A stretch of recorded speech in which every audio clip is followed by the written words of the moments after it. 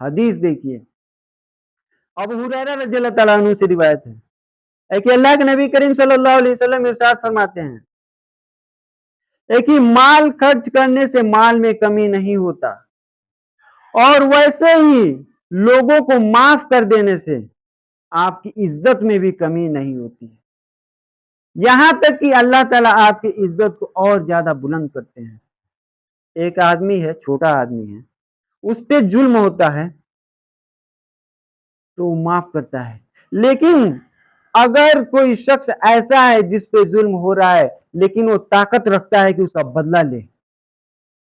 پھر بھی وہ معاف کر دیتا ہے، تو اللہ تعالیٰ اس بندے کو اور بھی زیادہ پسند کرتے ہیں۔ ایک اور حدیث ہے، اللہ کے نبی کریم صلی اللہ علیہ وسلم نے فرمایا، پہلوان کیول وہ نہیں ہے جو کشتی میں لوگوں کو پچھاڑ دے، بلکہ پہلوان وہ ہے جب غصہ آئے تو اپنے آپ پہ قابو پا لے۔ پہلوان دیکھیں گے تو لوگوں کو پچھاڑ دیتا ہے، لیکن یہاں پر اللہ کے نبی کہہ رہے ہیں کہ پہلوان کیول وہی نہیں ہے کہ جو لوگوں کو کشتی میں پچھاڑ دے، ہرا دے، بلکہ پہلوان اصل شخص وہ ہے جو غصہ آئے، مالی حالات سے اس غصے کو ظاہر بھی کر دے، یعنی بدلہ بھی لے لے۔ اگر اس حالت میں اپنے غصے کو قابو کر لیتا ہے تو وہ اللہ کے نزدیک محبوب بندہ ہے۔ اور پھر ایک اور حدیث ہے ابو درداء رضی اللہ تعالیٰ عنہ سے، اور روایت کرتے ہیں کہ اللہ کے نبی کریم صلی اللہ علیہ وسلم نے فرمایا، کیا تمہیں ایک ایسا عمل نہ بتاؤں، سب سے افضل حدیث ہے یہ، ایک ایسی حدیث نہ بتاؤں جو تمہیں نماز سے، روزہ سے اور زکات سے افضل ہو۔ صحابی رسول کہتے ہیں، اے اللہ کے نبی ضرور بتائیے۔ وہ کہتے ہیں، اللہ کے نبی کریم صلی اللہ علیہ وسلم نے فرمایا کہ لوگوں کے درمیان اصلاح کر دو۔ آج دیکھیے ہمارا معاشرہ کیسا ہے، یہ نماز سے بھی افضل ہے، زکات سے بھی افضل ہے۔ اب بتائیے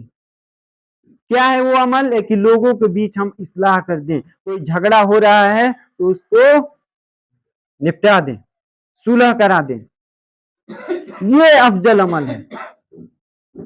یہ نہیں کہ اور جھگڑا ہم بڑھا دیں، مکہ مکی ہو رہا تھا اب لاٹھی لٹول ہو، ایسا نہیں، یہ حدیث ہے۔ اسی طرح سے ایک اور حدیث ہے، اللہ کے نبی کریم صلی اللہ علیہ وسلم نے فرمایا، اپنے بھائی کے کسی بدتمیزی کو معاف کر دینا، یا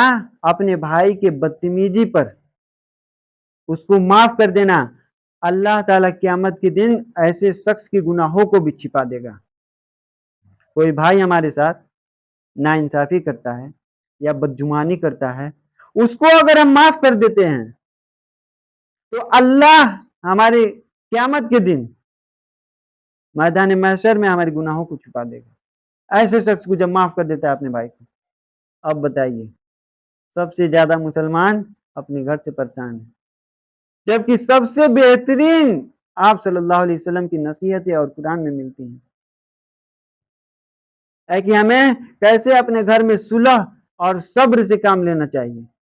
ہم لوگ آپس میں لڑے بھی رہیں گے، تو سب سے ضروری چیز ہے کہ اللہ کن لوگوں کو پسند کرتا ہے، جو مال خرچ کرتے ہیں، جو غصے کو پی جاتے ہیں،